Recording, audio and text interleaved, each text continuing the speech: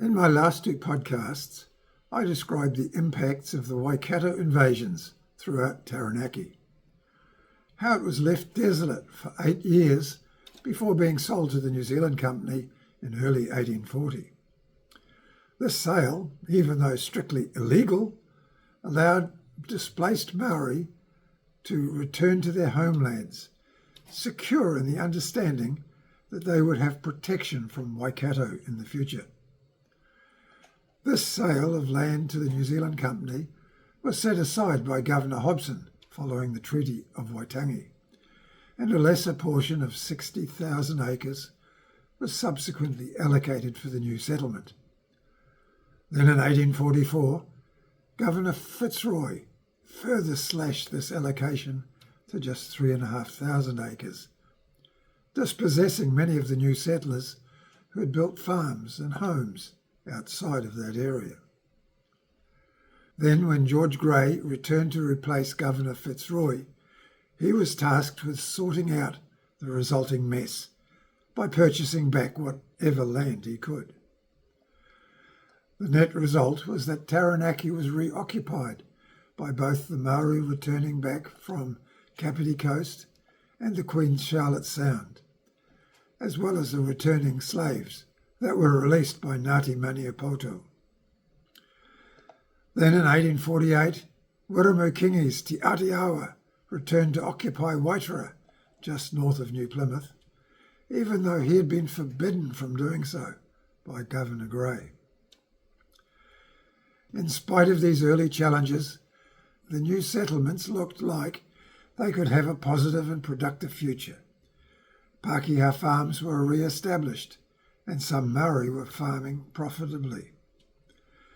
So I was set to prepare my next offering that would cover how this early promising beginning broke down when I saw the following headline in the New Zealand Herald: 145 years of pain, how the Parihaka story shapes Taranaki today. So I read the article and was very pleased to see that it gave an accurate description of this stain on our history. The destruction of Parihaka and the imprisonment of Maori men and even children forced to hard labour in the South Island was horrific. Read the story for yourself in the New Zealand Herald. There is nothing good about what happened or why. Parihaka should have been a shining example of Maori prospering from the introduction of European technology and ideas. Instead, it was laid to waste. But here's the rub. This story is taken way out of context. It is presented as yet another example of the evils of colonization suffered by Maori. And yet, the only reason that Maori were able to return to Taranaki was because of the protection afforded to them by colonization. Taranaki Maori have suffered more than 200 years of pain, not just 145 years. So just summarising this again. In 1817, Te Rauparaha allied with Ngāti Whātua, Ngāti Tama and Te Atiawa to obtain utu against the Taranaki iwi by attacking their pa at Tata Raimaka. Then, in 1826, when two Te Atiawa rangatira were killed by Ngāti Ruanui, some Te Atiawa requested help from Te Wherowhero to gain utu for the killings. All the Taranaki iwi pas were taken, with many hundreds killed or enslaved. The fighting then continued down the coast as far as Waitotora, resulting in most of the Taranaki iwi migrating to the Kapiti Coast in 1827. Only around 120 men and their families stayed behind in the Tinamu Pa near Opunake.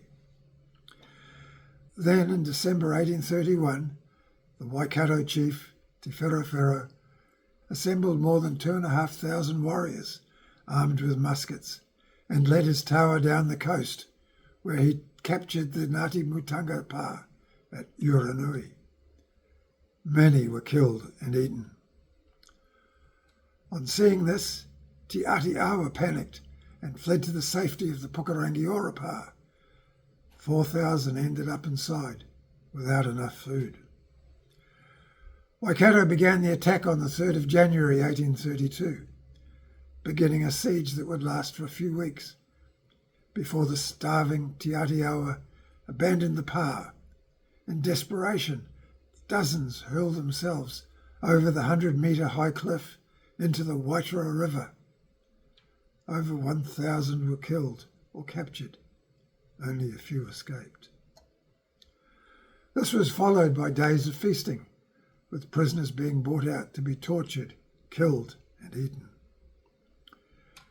Even though Waikato then failed to take the Ngā pa, the remaining Te Atiawa were too weak to defend themselves against further attacks, and the northern Taranaki iwi decided to migrate south to be reunited with their relatives at Otaki, Wellington and Queen Charlotte Sound. Many joined with Te Parihaka, who was beginning his campaigns against Ngāi Tahu in the South Island. Just a few stayed back, hiding in the depths of the forest or living on the Sugarloaf Islands.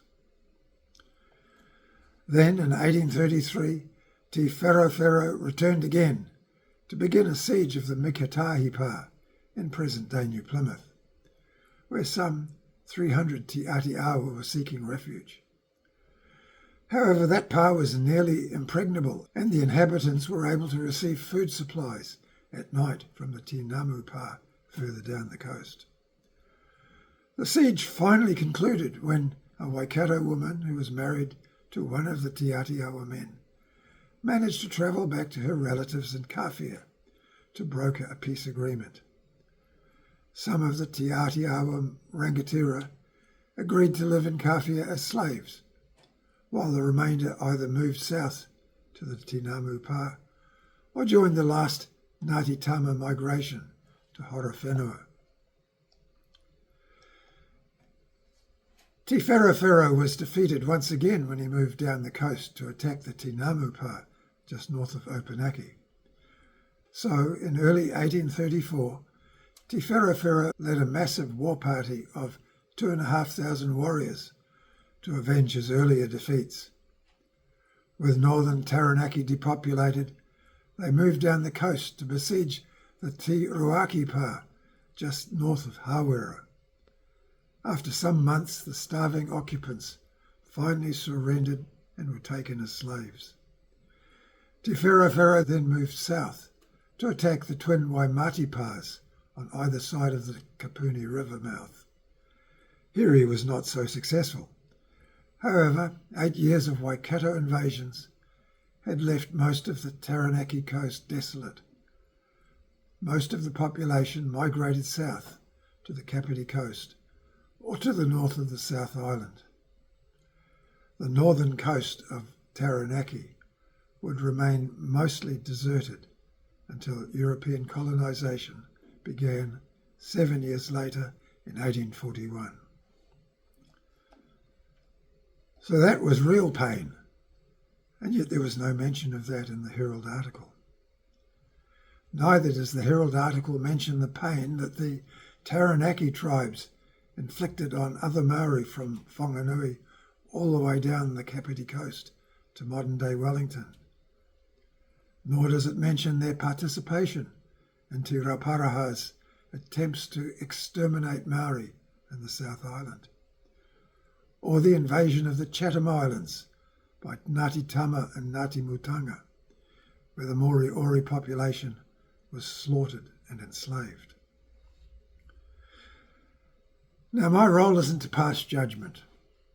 I'm only presenting the facts that are available in the written records that we have access to today. My book lists all of these records that I have referred to.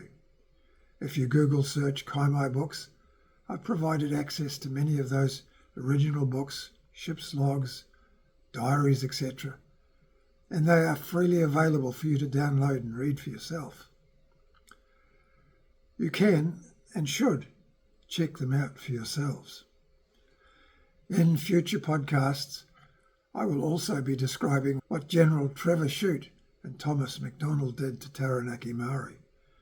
It doesn't make for pleasant reading, but it happened. Ultimately, the colonial settlers gained control and Maori were subjugated. That was not the intention of the treaty. But again, my role is to present the facts as best we know them.